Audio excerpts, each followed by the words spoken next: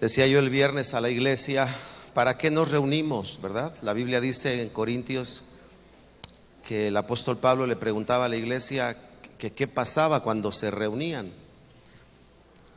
Y entonces él hace ahí una mención de ciertos aspectos, como dice que había salmo, había ciencia, profecía, y termina él diciendo que todos estos factores o elementos eran para la edificación de la iglesia. Debía de entender dos cosas la iglesia. Número uno, que el ejercicio de eso traía edificación. Número dos, que el resultado o de las reuniones debería de ser siempre edificación.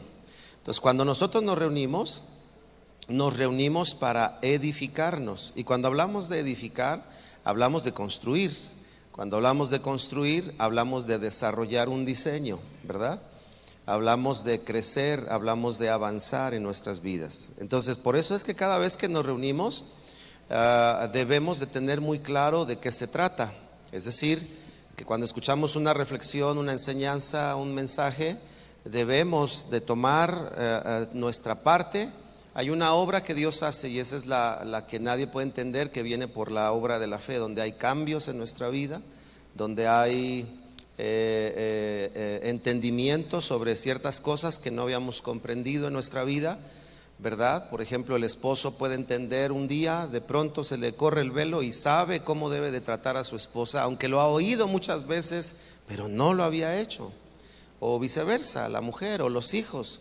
Pero hay otra parte que es nosotros atender lo que aprendemos en la reunión para desarrollar crecimiento, ¿verdad? Eso es muy importante. Así que por eso digo que este día vamos a tener la oportunidad de seguir creciendo en el Señor. Y quiero yo hablarles en esta mañana, este día vamos a hablar sobre una frase que encontramos en Apocalipsis capítulo 1, así que si me acompaña, Apocalipsis.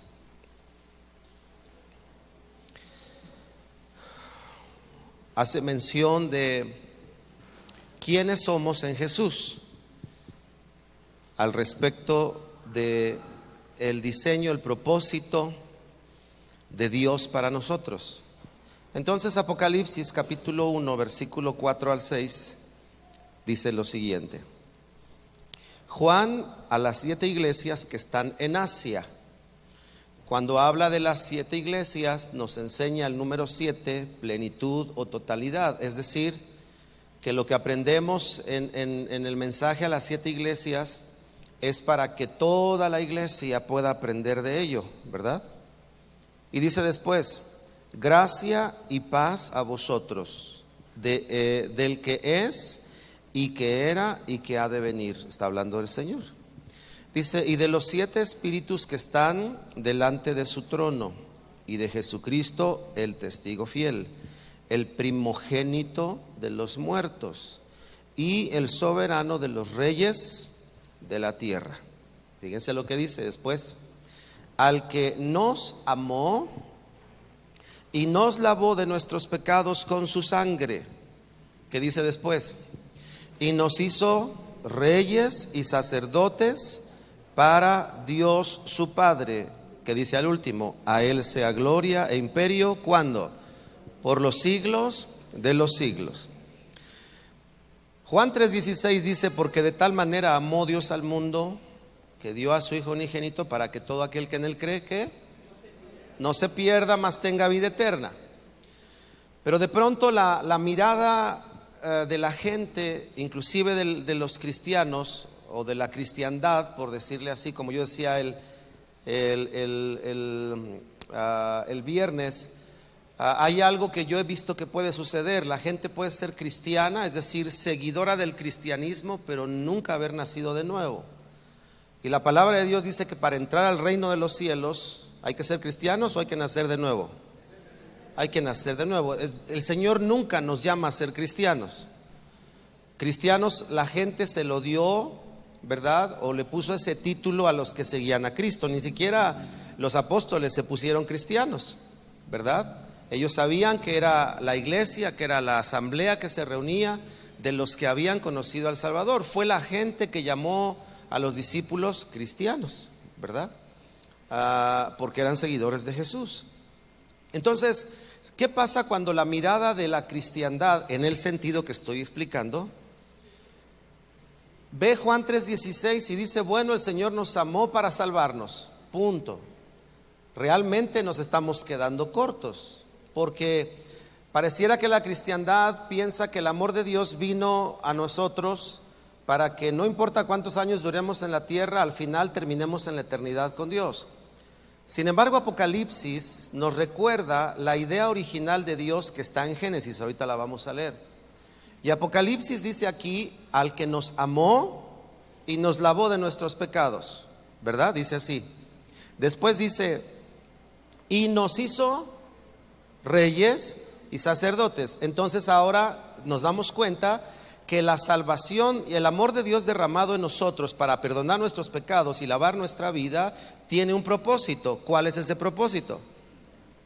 ¿Hacernos qué? Reyes y sacerdotes. Y si usted ve en la Biblia a un rey y a un sacerdote, tenían un perfil, desarrollaban una responsabilidad y tenían asignaciones que debían cumplir. Es decir, la vida de un sacerdote y de un rey era una vida activa con un propósito definido. Dígale al que está a su lado, mi vida, hermano, es activa con un propósito definido. Dígale, no estoy robando oxígeno, hermano.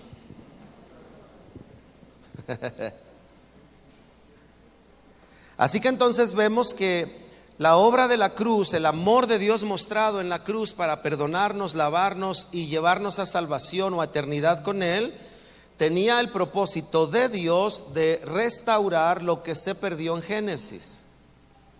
Y entonces dice reyes y sacerdotes, y dice ¿para quién? Para Dios.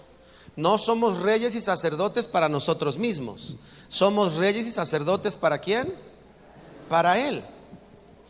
No es sacerdocio ¿ha visto a las ardillitas en las caricaturas que se meten y se meten y se meten comida y se les van inflando los cachetes? O sea, no es sacerdocio para que nosotros entremos en un proceso de engorda espiritual, ¿no? Es más, uno de los defectos de los sacerdotes que les impedía ministrar era ser sobrados, ¿verdad? Y no tiene que ver con el peso, sino sobrados tenía que ver con algún crecimiento anormal en su cuerpo. Entonces, cuando ellos estaban así, no podían ministrar. Eso nos enseña que el sacerdocio no es para engordarse, porque no es para nosotros. Por ejemplo, ¿qué sucede cuando tú en la intimidad con Dios le dices, Señor, quiero más de ti? Si ese quiero más de ti tiene que ver solo contigo, pudiera ser que no estamos funcionando bien en nuestro sacerdocio. Déjeme explicarlo. Si tú le pides a Dios cuando lees la Biblia que te revele su palabra, no es para que tú seas conocido como un hombre a quien Dios le reveló su palabra, sino es para que le lleves a la gente el mensaje de lo que Dios te reveló a ti, porque eres un sacerdote para Él, ¿verdad? Y le llevas el mensaje a los demás, comenzando por tu casa. Por eso a veces vemos a cristianos que actúan con una actitud arrogante porque conocen la Biblia. Están desarrollando un sacerdocio ¿para quién? ¿Para Dios o para ellos? Para ellos. Bueno, avanzamos porque no es el punto, el tema que voy a tocar. Entonces dice, nos hizo reyes y sacerdotes para Dios su Padre. Y fíjense cómo termina diciendo, a Él sea gloria. ¿A quién sea gloria? Al Padre, a la divinidad, a la Trinidad, a nuestro Dios. Dice, a Él sea gloria e imperio por los siglos de los siglos. Y entonces nos damos cuenta para qué es el sacerdocio. ¿Para dar qué? Gloria. Fíjese cómo vincula el amor del Padre, nos constituye en sacerdotes y nos hace sacerdotes y dice a Él sea la gloria por los siglos y el imperio por los siglos de los siglos. Así que entonces nosotros somos reyes y sacerdotes, o mejor dicho, fuimos salvados y perdonados para ser constituidos reyes y sacerdotes, y que el sacerdocio y el reinado en tu vida, es decir, la cercanía con Dios y el dominio o gobierno que se desarrolla en tu vida, le dé gloria a Dios. ¿verdad?, reconocimiento, le dé honra, le dé alabanza al Señor. Y dice, ¿para cuándo? Para siempre, dice ahí, por los siglos de los siglos. Ahora vamos a leer lo que dice Génesis 1, versículo 27 y 28, que usted también lo debe de conocer.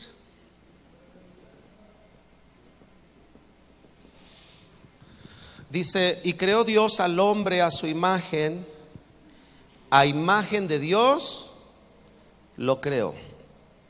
Varón y hembra los creó y los bendijo Dios y les dijo, fructifiquen y multiplíquense. ¿Para qué los creó el Señor? Dice aquí, para fructificar y multiplicar. Después les dijo, llenen la tierra, como resultado de lo primero, fructificar y multiplicar. Pero luego dice lo siguiente, y sojuzgadla y señoread en los peces del mar, en las aves de los cielos y en todas las bestias que se mueven sobre la tierra. Pastor, ¿qué tiene que ver esto con Apocalipsis? Bueno, que Génesis nos hace ver la esencia de lo que dice Apocalipsis 1, reyes y sacerdotes. Le voy a explicar. Aquí dice claramente, está hablando de la creación y dice que el Señor creó al hombre, número 1, a su imagen. Y cuando habla de su imagen no habla de la fisonomía, sino habla de la esencia, ¿verdad? Dice la Escritura también en el capítulo 2 que el Señor sopló sobre el hombre y entonces entró aliento de vida. Y ese acto de soplar es cuando Dios pone de sí mismo en el hombre, que es la única creación con la que Dios hace eso. No lo hizo con nadie más, al menos en el relato de la creación nos queda claro eso. Solo sobre el hombre hizo eso, poner aliento de vida y pone su imagen en él. Todo ser humano tiene esa imagen, todo, pero el que no ha sido renacido no sabe funcionar en esa imagen, ¿verdad? Está afectada, dice el apóstol Pablo, está viciado, ¿verdad?, conforme a los deseos engañosos, dice el apóstol Pablo. Bueno, pero después dice que la razón de haberlos creado era poner sobre ellos bendición. Dice, y los creó y los bendijo. ¿Para qué te ha dado la vida el Señor? Para que lleves su bendición. Eso es lo que Dios desea. Pero ¿qué es bendición? Dice después, y les dijo, escuche, ¿cuándo o cómo se ve que alguien está caminando en la bendición de Dios? Dice ahí, y les dijo, ¿por qué les dijo lo siguiente? Porque los había ¿qué? Bendecido. ¿Sí está conmigo, hermano? ¿Sí va conmigo? ¿Ya despertamos? ¿Sí, verdad? ¿Ya sabe dónde está? Sí, ok. Y entonces dice que cuando el Señor los crea, los bendice, y cuando los bendice, les dice. Es decir, lo que les dije, lo que les digo es por lo que he hecho, los he bendecido. Y entonces les dice, fructificad y multiplicaos. Le pregunto, ¿cuál es la característica del sacerdote? Cuando usted ve el sacerdote en la Biblia, le voy a relatar la historia. El Señor establece el sacerdocio y se levanta un tabernáculo, conocido como el tabernáculo de Moisés. No era de Moisés, pero el Señor fue a quien usó para erigir ese tabernáculo. Y dice la Biblia que ese tabernáculo estaba reflejando lo que Moisés había visto del Señor y lo que el Señor le había mostrado cómo debía de hacerlo. Entonces, el tabernáculo tenía por lo menos 3 partes en las que se separaban. Era el atrio. ¿Qué otro lugar había? El lugar santo. ¿Qué había en el lugar santo? La mesa de los panes de la propiciación, el candelero de oro y un altar de oro. En el atrio había un altar y ese altar era de bronce, el altar de bronce. ¿Qué pasaba en ese altar? Ahí se ofrecían sacrificios por el perdón de pecados. ¿Qué sucedía en el altar de oro? Ahí se quemaba incienso delante del Señor como una expresión de adoración, y dice Apocalipsis que también el incienso es una figura de las oraciones. Entonces, en el atrio entraban todos, entraban los que querían ofrendar, y entraban los levitas, y entraban los sacerdotes, entraba el sumo sacerdote también. Pero en el lugar santo ya no entraba toda la gente, solo entraba ¿quién? Los sacerdotes, ¿verdad? Y los levitas para hacer ciertos cambios de los panes y estos elementos que había ahí. Y luego, para ir al lugar santísimo, ahí ¿quién entraba? Ya no entraban todos los sacerdotes ni entraban los levitas, solo entraba el sumo sacerdote. Y dice la Biblia que cuando Cristo vino, el velo del templo, que era el que separaba el lugar santo del santísimo, ¿qué pasó con ese velo? Se rasgó. Ese velo se rasga y entonces nos enseña que ahora todos pueden tener acceso hasta el lugar más profundo, es decir, hasta el lugar más íntimo con Dios. Todos podemos tener eso. Por eso yo siempre he dicho, el cristiano que no ora está desperdiciando esa puerta abierta para intimar con Dios. El cristiano que no lee su Biblia está desperdiciando que ese velo se rompió para entrar a esa intimidad con Dios. Por eso digo, es un desperdicio. ¿Me explico? Bueno, entonces, si usted me siguió en esta idea, ¿cuál era entonces la posibilidad del sacerdocio? La posibilidad del sacerdocio era tener intimidad ¿con quién? Con Dios. Le pregunto, para que Adán y Eva pudieran fructificar y multiplicarse, ¿qué debían tener? Intimidad. Hoy en día puede decir una mujer, no necesito de un hombre para tener hijos, lo hago in vitro. Yo le digo, perdóname, pero necesitaste de un hombre, aunque no tuvieras intimidad. ¿Por qué? Para que la pudieran fertilizar o fecundar, ¿verdad? ¿Qué fue lo que sucedió? Tuvo que haber la semilla de un hombre. ¿Me explico? Entonces, el Señor dice aquí, fructifiquen y multiplíquense, y está hablando de la figura del sacerdocio. Por eso en Apocalipsis dice, y nos ha hecho para Dios su Padre reyes y sacerdotes. Y está hablando de lo mismo de Génesis 1, cuando dice fructifiquen y multiplíquense, es decir, yo los he puesto para que tengan intimidad, y ahorita vamos a ver lo que genera la intimidad, pero después les dice señoreen y sojuzguen la tierra. Entonces dice el Apocalipsis, nos hizo reyes, señorear y sojuzgar, ¿y qué más nos hizo? Sacerdotes. Ahora escuche. Dice aquí la Biblia en Génesis que la imagen de Dios opera en nosotros en la medida o de acuerdo a nuestro sacerdocio y nuestro gobierno.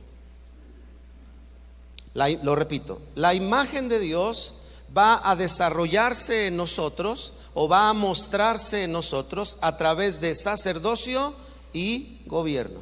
Y sacerdocio tiene que ver con intimidad, y gobierno tiene que ver con tener la capacidad de señorear.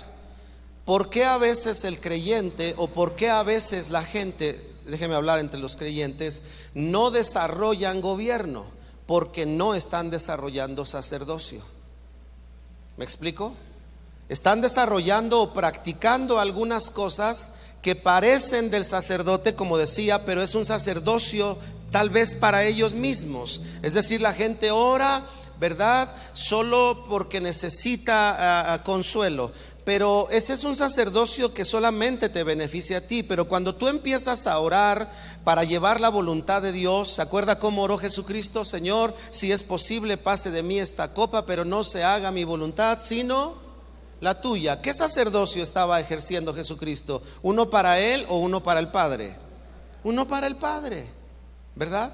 Y entonces lo que nos enseña es que a la hora de tener sacerdocio, es lo que vemos aquí, La gente desea tener gobierno sin desarrollar sacerdocio, y hay otra gente que solo enfatiza una de las dos partes, o quiere gobernar pero no tiene intimidad con Dios y empieza a descomponer las cosas, y ahora se siente dueño de todo y ahora es avaro para dar, porque la falta de intimidad no le ayuda a manifestar el resultado del corazón de Dios, sino que empieza a atesorar y a guardar todo lo que tiene porque le ha costado. Entonces desarrollan cierto gobierno pero no desarrollan intimidad. Ahora hay otros que solo desarrollan intimidad pero no desarrollan gobierno, ¿verdad?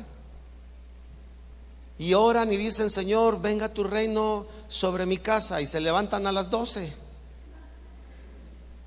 Es incongruente. Señor, limpia mi corazón, y no limpian su cuarto.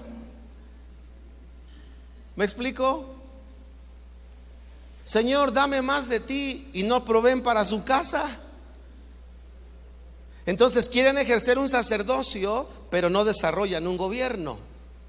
Señor, quiero hablar en lenguas, pero hablan groserías. Está habiendo un problema en esta realidad de ser reyes y sacerdotes. Okay. Todo esto lo acabo de explicar porque en esta mañana voy a estar hablando de 3 cosas. En el primer culto ahorita vamos a hablar de reyes y sacerdotes nos prepara para más. Ahorita voy a explicar qué es. En el segundo culto voy a hablar de sacerdocio igual a intimidad, y voy a hablar qué se necesita para la intimidad, y voy a hablar del fruto o resultado de la intimidad. Y en el tercer culto voy a hablar de reyes, y voy a hablar de lo que es el gobierno, para qué sirve el gobierno, y la necesidad de tener gobierno sobre nuestras vidas, comenzando con nuestra propia vida, ¿verdad? Papá, ¿le vas a mandar a tu hijo a levantar su plato? Ponle el ejemplo, levanta tu plato. Porque hay que empezar a tener gobierno sobre nuestra vida. Así que entonces, todo esto lo acabo de explicar para que podamos ir claros a este punto. Según el pasaje de Génesis, dice que el deseo de Dios al crear al hombre fue que éste se multiplicara, dice, y llenara la tierra. Le pregunto, ¿para llenar la tierra tiene que ver con más o con menos? Con más. Es decir, que Dios dispuso y preparó al hombre, a Adán y a Eva, rey y sacerdote, lo preparó para que él fuera a más. No hizo a toda la humanidad, hizo solamente a Adán y a Eva, pero en ellos puso la capacidad de ir a más. Quiere decir que Dios los preparó para ir a más. Dígale a alguien con una sonrisa en la boca: hermano, hay buenas noticias. Dios ya te preparó para ir a más en tu vida. Dígaselo, por favor. Dígale: no tienes que certificarte nada, no tienes que pasar ningún examen, ya te preparó el Señor para eso, para ir a más. Por eso es muy interesante notar cuando un cristiano se estanca, porque algo está fallando en su vida. Es muy interesante notar cuando alguien cree que ir para más es para algunos, no es para todos. No, Dios nos preparó al hacernos reyes y sacerdotes para ir a más. Entonces, lo primero que quiero decirles, y después voy a hablar de algunas cosas para ir a más, según esta función del rey y sacerdote, es para qué nosotros debemos ir a más. Número 1, según lo vemos en Génesis capítulo 1 que acabamos de leer, ir a más tiene que ver con llenar la tierra. La palabra llenar, ¿verdad?, es un sinónimo o es una palabra que se relaciona con influir. Influir. Cuando tú estás lleno después de comer, es tanta la influencia que tiene tu estómago por el alimento, que si te ofrecen más comida, ¿qué haces? ¿La aceptas o ya no? Ya no. Es decir, que la influencia del alimento dentro de ti empieza a generar un cambio de acciones en ti. Primero estabas comiendo, pero cuando te sientes lleno, ¿sigues comiendo o dejas de comer? Dejas de comer. Hay cambios en tus acciones por la influencia del alimento en tu estómago. A otros, la gran mayoría, después de comer, te da ¿qué? Sueño, ¿verdad? El problema es que algunos se duermen y despiertan y les da hambre, comen y les da sueño y así se la pasan todo el día. No hay que hacerlo así. Pero por lo regular da sueño. No se sabe bien por qué es, si porque se concentra la sangre para todo el proceso digestivo y baja el oxígeno. No se sabe, ¿verdad? El asunto es que a algunos nos da sueño. Quiere decir que cuando hay alimento y te lleva a plenitud, van a venir, ¿verdad?, efectos o cambios en tu proceder, en tus acciones. Entonces, ¿cuál era la idea de Dios? Para que el hombre fuera más, influir la tierra. Te lo voy a repetir, hermano querido. Si el Señor te ha salvado y te ha perdonado de tus pecados y te ha hecho rey y sacerdote, no es solo para que disfrutes esto en tu vida, es para que influyas la tierra. Es para que lleves influencia a cada lugar donde el Señor te lleva, donde el Señor te pone. Lleves influencia. ¿Qué es influencia? Influencia se define, no influenza, esa es una enfermedad. Influencia se define como la capacidad de afectar algo. De afectar algo. Cuando alguien es influido por algo o por alguien, quiere decir que esa persona o ese objeto influido está siendo afectado por algo, ¿verdad? Hay influencias buenas y hay influencias malas, positivas o negativas. Hay alguien que ha dicho: todos tenemos influencia de alguien y todos generamos influencia. El punto es qué tipo de influencia estamos dejando, ¿verdad? Como padres influimos sobre nuestros hijos y cuando nos dicen papá, vamos a ir mañana a la iglesia, le dices: hijo, esa pregunta ni se pregunta.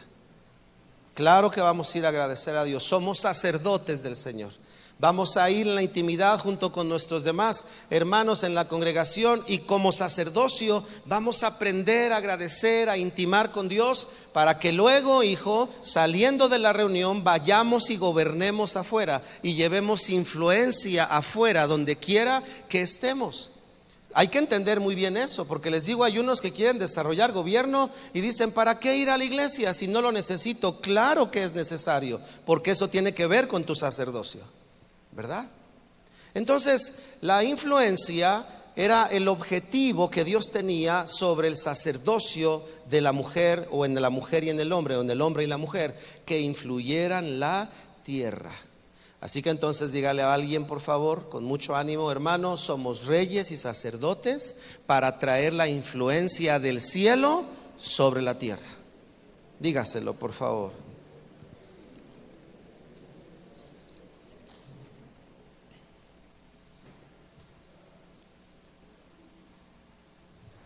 Recuerde lo que estoy diciendo. Según este pasaje de Génesis, la influencia del cielo en la tierra se desarrolla o se lleva a cabo a través de dos cosas: sacerdocio y reinado.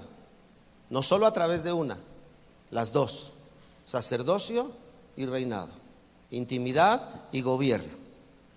Ahora entonces, ya vimos lo que dice Génesis de por qué ir a más: para influir la tierra. Piensa esto. El otro día hablábamos del discipulado. Si tú tienes un discípulo, ¿verdad? Ese discípulo puede influir sobre su casa. Y el día de mañana que tenga hijos va a influir sobre su descendencia. No lo hiciste tú, lo hizo él. Eso quiere decir que cuando tú te multiplicas, ¿verdad? Sacerdocio. Por eso a veces, déjeme decir esto, la intimidad genera multiplicación. ¿Por qué a veces la gente no se multiplica? ¿Saben qué está faltando? ¿Qué está faltando? Intimidad con Dios. Porque en la intimidad con Dios, de que te multiplicas, te multiplicas. Entonces, cuando el Señor nos enseña esto de ir a más, la influencia, lo que acabo de decir, debemos de tener claro por qué y cómo funciona. Cuando evangelizas, siembras la semilla del evangelio. Recuerda, evangelizar no es convertir, tú evangelizas, compartes el evangelio, no forzas a nadie o fuerzas a nadie a recibir a Jesús, ¿verdad? ¿Cómo fuerza a la gente, a las personas a recibir a Jesús? ¿A dónde te irías si hoy te mueres? ¿Estás seguro que te vas al cielo? ¿O al infierno? Porque la Biblia dice que si hoy mueres, ¿quién no va a querer recibir a Jesús así, hermano? Dígame. Le pregunto, ¿alguna vez Jesús predicó así el reino de los cielos? ¿Los discípulos lo predicaron así? No. ¿Quién sabe de dónde nos la inventamos nosotros, hermano? ¿Verdad? De la tradición, tal vez. El Señor Jesucristo vino a hablar, ¿verdad? Dice la Escritura, he aquí, dijeron los ángeles, que les damos nuevas de gran gozo, que os ha nacido hoy en la ciudad de David un Salvador, que es Cristo el Señor. Así que cuando nosotros evangelizamos, no le hablamos a la gente de si hoy se muere, a dónde se va, sino le hablamos de sabes que Dios te ama y sabes que Dios vino a dar su vida por ti, y si ellos abren su corazón, entonces el Señor obra sobre sus vidas.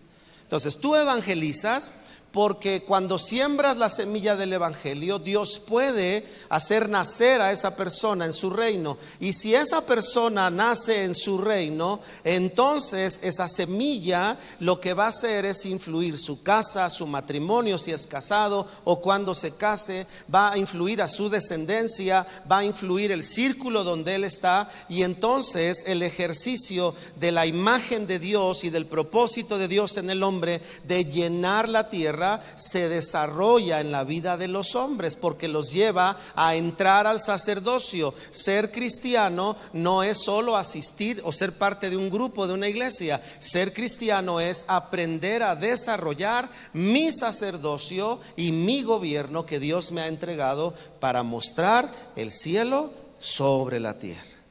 Así que entonces, después de mirar esto, les voy a hablar rápido de 4 cosas, espero si me da tiempo, de 4 cosas que nos ayudan en este desarrollo del sacerdocio, 4 cosas prácticas, para decirlo de esta manera, que en tu sacerdocio, en tu diseño de Dios, nos van a ayudar para ir hacia adelante. Número 1, Lucas 5, versículos 5 al 6.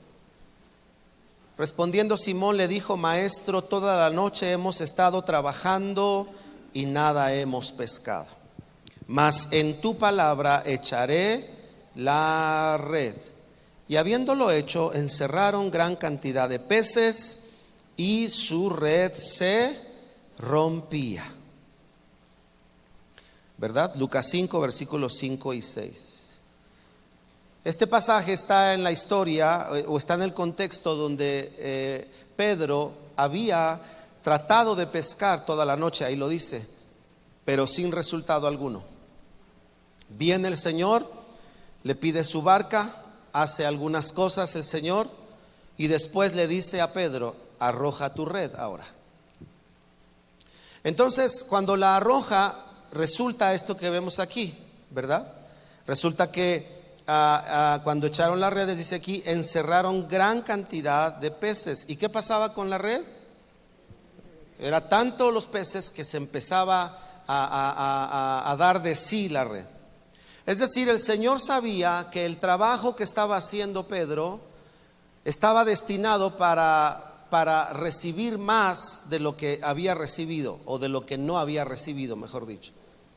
Y cuando el Señor viene, entonces lo que hace es darle una palabra. Le dice: arroja otra vez las redes. Y Pedro le contesta: no hemos pescado, mas en tu palabra echaremos las redes. Si ya hablamos que rey y sacerdote es ir a más tiene que ver con influencia del reino de los cielos sobre la tierra, ¿verdad? Ahora nos damos cuenta un factor o un elemento o una acción que nos prepara o nos lleva a ir a más. ¿Cuál es? Caminar en la palabra de Dios. Ese es el primero. Queridos hermanos, los sacerdotes y los reyes debían caminar en la palabra de Dios. Cuando los sacerdotes y reyes, usted lea la escritura, se salían de lo que Dios les decía que debía de ser su función, empezaban a tener problemas.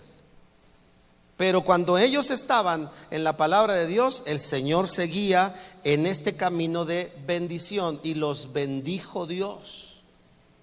Una de las cosas que nosotros tenemos que aprender a discernir es si estamos siendo bendecidos, si estamos siendo bendición o si estamos benditos en el Señor.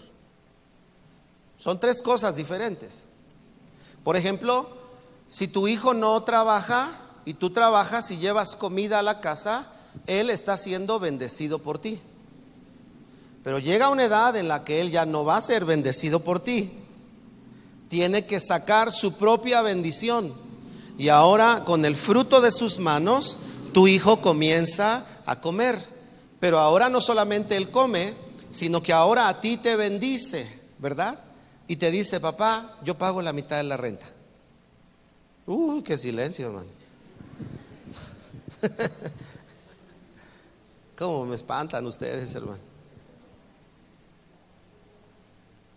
Y entonces te dice: papá, ahora yo te bendigo, tú me has dado tanto, ahora yo quiero darte a ti, ¿verdad?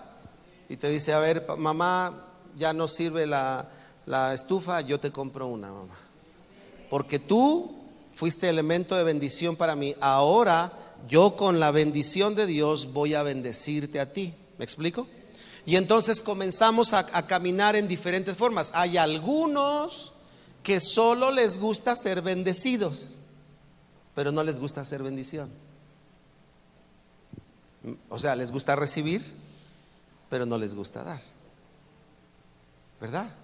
Te regalan 4 donas para ti y tú ya te las estás saboreando, y llega alguien y dice: ay, qué ricas se ven esas donas, y le dices: sí, ¿verdad? Es todo lo que le dices.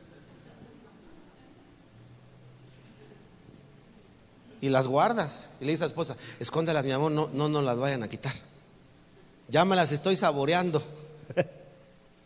Te gustó recibir, pero no nos gusta a veces, ¿no? No digo que todos. Bueno, entonces, ¿cuál es la primera línea o el primer ejercicio para que el sacerdocio vaya a más o funcione para ir a más? Estar caminando en la palabra de Dios. Número 2, Marcos 6, 38 al 44, para los que toman notas. Marcos 6, 38 al 44 nos habla de otro evento milagroso que llevó a más una situación, y es conocida como la multiplicación de los panes y de los peces, o una alimentación milagrosa. Había miles de personas y solo había unos pocos peces y unos pocos panes. No había para todos, había poco.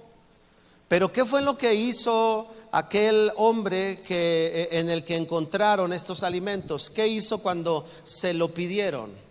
¿Qué hizo? Lo entregó, ¿verdad? Lo puso en las manos de los discípulos. ¿Qué hicieron los discípulos? Lo trajeron a Jesús, y a Jesús le dijeron: solo tenemos esto. La segunda cosa que aprendo yo en este pasaje para ir a más, porque es una historia que nos enseña a ir a más, es trabajar con lo que tenemos. Lo que tenemos, ponerlo en las manos de Dios. Y cuando lo que tú tienes lo pones en las manos de Dios, hay algo que tenemos que aprender y pedirle al Espíritu Santo que lo meta hasta los tuétanos de nuestros huesos. ¿Cuál es? Dios nos creó para bendecirnos. Y yo todavía conozco cristianos que no creen, no se la creen. Y entonces viven todo el tiempo en las limitaciones de cualquier índole por una razón: se les olvida que el Señor, en su diseño, y eso vino a restaurar Cristo, dijo: y los bendijo Dios.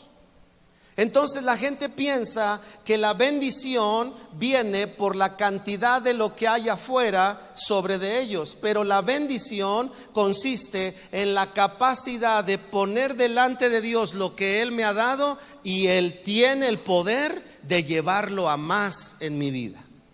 Eso es lo que debemos hacer y aprender en nuestra vida. Ves el favor de Dios. Tú trabajas, ¿verdad? Eres responsable, no eres gerente, eres un trabajador de la empresa, pero eres fiel y Dios multiplica tu salario. y Dios bendice tu alacena y te alcanza más el azúcar, la sal, lo que sea, aunque no comas mucha sal, y la carne y todo, o viene alguien y te comparte verdura, o viene alguien y te comparte hasta un pastelito, o viene alguien y te trae hasta unas galletitas, y tú dices: ay, Señor, me admira tu bendición, no tengo para tener todo esto, pero tengo la bendición para ir a más con tu favor, Señor. Si la iglesia no entiende eso, nos puede pasar como aquel ejercicio que hicieron con el elefantito aquel, que le amarraron una cadena a su pata y entonces le pusieron la comida delante, y el elefante sabía que daba 3 pasos y su pata se atoraba y no alcanzaba la comida. Entonces un día le quitaron la cadena y el elefante tenía en su cabeza que solo podía dar 3 pasos, estirar la trompa y no alcanzaría la comida. Así que después de que le quitan la cadena, el elefante da 3 pasos, estira la trompa y no alcanza la comida, pero ya no tenía cadena. A veces así hay cristianos, ¿verdad? Y me estoy haciendo cristianos elefantes de acuerdo a la cadena, no en otra cosa. Que ya vinieron a Cristo, pero siguen dando 3 pasos y dicen: no puedo, no hay, no me sale. Eso es para los ungidos, eso es para los profetas, eso es para el pastor. Y el Señor se te queda viendo y diciendo: hijo, te corté la cadena cuando te redimí, cuando te traje para mí. Fuiste libre de la maldición del pecado, y si fuiste libre de la maldición es porque ahora te pongo en la bendición para que ejerzas el sacerdocio. No es cuánto tienes, sino cuánto yo puedo hacer a través de tu vida. Estira tu mano, estírate y vas a tomar lo que es parte de tu vida, sea cordialidad en el hogar, sea entendimiento con la pareja, sea cuidado entre los hijos, sea gobierno para con los hijos, sea prosperidad, es decir, avanzar en todas las áreas de tu vida. Prosperidad no es riqueza, sea gobierno sobre cada área. Lo puedes tomar porque tal vez tú no tienes todo, pero lo que tienes en ti lo pones en mis manos, y entonces con lo que trabajas yo puedo llevarte a más en tu vida. Piensa en un momento, me viene a la mente esta parte. Piensa en un momento el sentido del diezmo, que ya hablamos un día. El diezmo es: dame una parte, es la 10ª parte. No te pido todo, la 10ª, dámela. Y con eso, ¿qué dice el Señor? Yo abriré las ventanas, o ya les dije el otro día, las compuertas del cielo, y derramaré. La palabra derramar es la idea de la caída de una cascada. No es derramar un vasito y ahí como que medio se cae el agua. No, es una cascada impetuosa. Derramaré sobre vosotros bendición hasta que sobre y abunde. El segundo factor para ir a más es: trabaja con lo que tienes. Trabaja con lo que tienes. A veces la gente dice: no, ahora que acabe de estudiar, ahora sí voy a servirle a Dios, porque no tengo tiempo. No, sírvele ese tiempecito que tienes. Sea un día al mes, sea una hora a la semana, sírvele, porque la vas a poner en las manos de Dios. Y cuando la pones en las manos de Dios, Él te prepara para ir a más. Con lo que tienes, Él te prepara para ir a más. Dios lo hace, hermanos. Dios hace cosas asombrosas. Asombrosas. ¿De veras lo cree? Seguro lo hemos vivido, usted de una manera, yo de otra. Pero vemos cómo cuando trabajamos con lo que tenemos, el Señor te lleva más. De veras, hermano. Me acuerdo cuando comencé a aprender a tocar guitarra, ahí tenía yo mi guitarra de Paracho, ¿no? Paracho, Michoacán. Y por lo regular esas guitarras son económicas, y la razón por la que son económicas es porque son económicas, ¿no? No suenan bien, no tienen buena resonancia, el puente está muy alto, el brazo está muy grueso, la madera está muy bofa, no tiene buen sonido, no tiene buena resonancia, pero te sirve para aprender. No digo que todas, hay algunas. O sea, guitarra baratita no tiene el mejor sonido. Pero yo tenía mi guitarrita Y yo ahí empezaba a tocar. Me acuerdo que era de cuerdas de acero. Uy, híjole, te cortaba los dedos, sobre todo cuando estás apenas aprendiendo y no tienes callos, te duele. Pues ahí tocaba yo y sonaba feíta la pobrecita, ¿no? Y yo apenas aprendiendo, pues sonaba más feíta. Y ahí estaba yo con mi guitarrita. Y con esa, cuando empecé a dirigir, que mi pastor de aquellos años me dijo, quiero que dirijas con esa guitarrita, ahí empecé a tocar, y ahí sonaba, medio sonaba, y con esa cantaba, ¿verdad? Y con lo poco que tenía, no sabía tocar todo, ¿verdad? Ahí va un mensaje para los músicos. Con lo poco que tienes, ponlo delante de Dios, trabaja en eso, y eso te va a llevar a más. Si no lo cuidamos así y queremos llegar a más para empezar a servir a Dios, entonces no vamos a mirar lo que Dios puede hacer a través de nuestras vidas, ¿verdad? Todos los músicos que tú ves empezaron con poco. Bueno, el asunto es que recuerdo que en aquellos años yo veía las guitarras y decía, y se me iban los ojos. Luego iba a un congreso y veía que tocaba el director de alabanza y decía, esa guitarra qué bonita. Pero te imaginas que yo hubiera dicho, el día que tenga una como esas, ese día voy a dirigir. No, yo comencé a dirigir la alabanza con mi otra guitarrita. Pero al paso de los años, la primera guitarra que yo tuve de esa calidad, me la regalaron. La primera. Un día viajé a Estados Unidos y le dije a alguien, oye, quiero que me lleves a ver guitarras. Fui a ver las guitarras, las toqué. Allá es muy diferente que acá, allá todo lo agarras, te metes a la cabina y tocas. Acá dice no tocar, pero bueno, allá sí tocas. ¿Cómo vas a comprar si no oyes? Pero bueno, el asunto es que toqué, yo salí ahí, híjole, yo sentía que tocaba muy bonito, y toqué una guitarra doble de 12 cuerdas y una de tal marca y una que nada más le hacías así, y hacías, con esto se maneja solo. Dije, bueno, tú me la darás, Señor. Ya me fui. Y la última noche antes de venirme de regreso, se acerca un joven que se acababa de comprar una guitarra, ¿verdad? Y entonces se acerca y me dice, pastor, fíjese que me acabo de comprar una guitarra y Dios puso en mi corazón algo. Y me dice, quiero regalarle mi guitarra. Yo dije, bueno, pues no sé cuál sea. Dije, con que no sea la de Paracho, pues todo está bien, ¿no? Y no, hermanos, que llega con una guitarra, ¿verdad? Nuevecita. Tome, pastor. Y cuando la veo, me acordé de aquellos años cuando yo decía, Señor, esas guitarras, mira, suenan bien bonito. Un día, Señor, por favor. Lo que estoy diciendo es que cuando trabajas con lo que tienes, un día te vas a sorprender con lo que Dios te da de más en tu vida. No nos detengamos hasta tener más. Trabaja con lo que tienes, con lo que tienes. El último punto. Vamos a leer, bueno, no leamos, le doy la cita nada más. La cita está en Lucas capítulo 19, versículos 11 en adelante.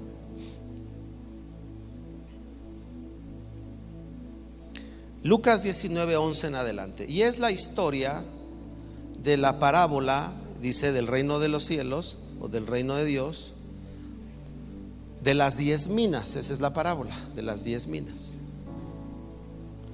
Y en esa parábola vemos 3 cosas que se las voy a mencionar, que llevaron a más al hombre que produjo, ¿verdad?, las 10 minas. Y el Señor le dijo, sobre 10 ciudades te pondré. Escuche lo que voy a decir. La razón de desarrollar gobierno es que el gobierno que desarrolles estará íntimamente relacionado con la medida de mayordomía que Dios te entrega. Dios no te va a entregar mayor mayordomía si el gobierno no se desarrolla. ¿Me explico? Ayer escuchaba yo a un amigo pastor decir, hermanos, ¿qué pasaría si tú tienes 8 hijos? Ganas el salario mínimo y vas al DIF y les dices, quiero adoptar otro niño, ¿qué te van a decir? ¿Por qué no? Porque no tienes capacidad económica para sostenerlos. Y decía el amigo, chance y hasta te quitan 4 cuando vayas.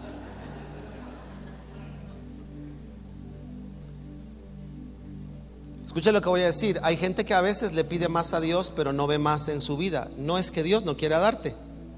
Es muy probable que Dios te esté diciendo con su no, hijo, no has desarrollado gobierno. ¿Cómo te voy a dar más? Más en tu matrimonio, más, Señor, quiero tener un mejor matrimonio. ¿Y qué te dice Dios? Desarrolla gobierno para que puedas tener una mejor mayordomía. Gobierna tu boca. Ya no pelees con tu esposa. Cómprate una Maruchan. Cuando llegue el pleito, métete Maruchan a la boca. No hables. Desarrolla gobierno. Controla tu lengua, para que cuando controles tu lengua yo te dé un mejor matrimonio y entonces te dé una mayordomía mayor. Ahora no solo estás en paz con tu esposa, ahora eres ejemplo para tus hijos. Ahora no solo eres ejemplo para tus hijos, ahora das consejo a otras parejas jóvenes.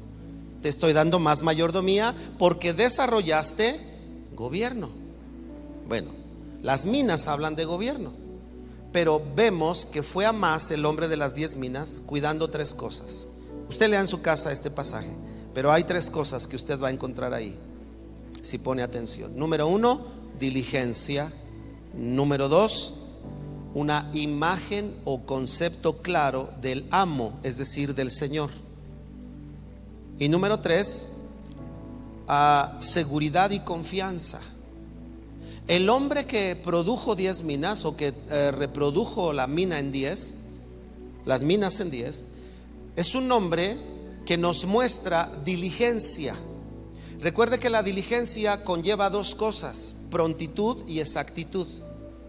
Si nosotros queremos saber si estamos siendo diligentes, tenemos que mirar estas 2 cosas. Estoy trabajando a tiempo y con exactitud, estoy siendo diligente. Si tu mamá te pide las tortillas para comer o para almorzar y la traes para comer, no fuiste diligente, porque aunque trajiste las tortillas, no las trajiste pronto. ¿Me explico?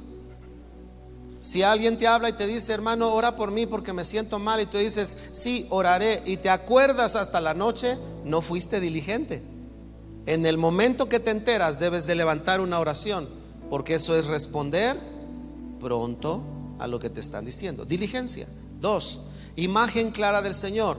El hombre de las minas que no la trabajó, que la guardó, dice la Biblia, y tuve miedo de ti, ¿verdad?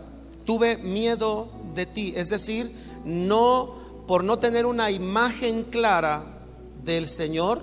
Sé que eres un hombre rudo que cosechas donde no sembraste. Fíjense lo que dice: cosechas donde no sembraste. ¿Y quién le había dado la mina? Él. Se la dio les dijo, se las doy para que la trabajen, ¿verdad? Es decir, puso la semilla. Pues con todo eso el hombre le dice, sé que eres un hombre rudo que pides donde no pusiste. Ah, caray, que no fui yo el que te dio, ¿verdad? Es como cuando la gente dice, Señor, es que no tengo tiempo para hacer esto. Y Dios te dice, ¿que no te di yo la vida? Organiza tu tiempo. ¿Que no te di yo inteligencia? Administrate. ¿Que no te di yo voluntad? Sé firme. Aprende a decir no a ciertas cosas y aprende a decir sí a lo que tienes que hacer. A veces la gente, como el de las minas, ponemos excusas delante de Dios, y Dios tiene que venir a decirnos que no fui yo el que te dio la mina, que no soy yo el que te da la vida, que no soy yo el que te da diligencia, que no soy yo el que te da sabiduría. Cuando el hombre tiene miedo, escuche, distorsiona la imagen de Dios. Entonces el pasaje nos enseña que para ir a más debemos de tener seguridad y confianza en nuestro Dios. Que si te permitió tener hijos es porque Él te va a ayudar a ser buen padre. Que si te permitió tener una casa es porque Él te va a ayudar a ser buen administrador de esa casa. Que si el Señor te permitió entrar a un puesto en una empresa, Él te va a dar la capacidad de desarrollarte. Él está contigo. No tengas miedo, porque yo te voy a llevar a más, porque ese es mi diseño. ¿Para qué? Para que influyas el lugar donde estás y mi reino llegue a esas personas. ¿Me explico? Y por último, les decía yo, seguridad y confianza, es decir, no temor, y la imagen clara del Señor. Porque ese hombre, el que no produjo, dijo: eres un hombre, ¿verdad?, que no que recoges donde no pusiste. Era una imagen incorrecta, ¿verdad? Por eso la palabra de Dios dice que no debemos de considerar que Dios es injusto, y dice, sino que Él paga a cada uno, ¿verdad?, lo que de Él ha recibido. Y cuando habla de servicio, dice que el Señor no dejará sin recompensa lo que el hombre ha hecho para Él. Eso dice la Biblia. Todo lo que tú haces para Él, el Señor no lo tomará en vano. Quien no entiende eso tiene un mal concepto de Dios, ¿verdad? Cree que si da se va a quedar sin nada. Ese es un mal concepto de Dios, porque la Biblia dice: si tú das, el Señor te da otra vez. Si tú compartes, el Señor te provee. Si tú ayudas, el Señor te ayuda. Es un buen concepto que Dios tiene. ¿Cómo nos preparamos para más? Sabemos que ya fuimos destinados para más. ¿Sabemos para qué? Para influir. ¿Cómo lo ejercitamos? Aplique estas 4 cosas. ¿Cuál fue la primera? La primera que vimos ahorita.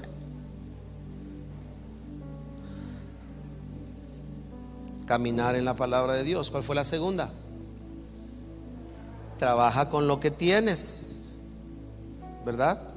La tercera, hay que ser diligente, hay que tener seguridad y confianza. Y la última, todo eso va en un solo punto: una imagen clara del Señor. Una imagen clara del Señor. Bueno, quiero orar en esta mañana para cerrar, porque ser reyes y sacerdotes es haber sido preparados para ir a más. Lo leímos en Génesis. Los bendijo Dios y les dijo: fructificad y multiplicaos y sojuzgad la tierra. Con esto voy a cerrar. Para sojuzgar, primero hay que crecer, ¿verdad? Para que Dios te entregue gobierno y lo desarrolles, hay que crecer. Quiero orar, hermanos, para que tu vida y la mía, el Señor nos permita desarrollar nuestro sacerdocio, desarrollarnos como reyes y sacerdotes, que es una frase que estoy seguro has oído muchas veces, pero si no la asumimos y entendemos en nuestro espíritu, hermanos, podemos vivir en una baja porción de lo que realmente podemos hacer en las manos de Dios.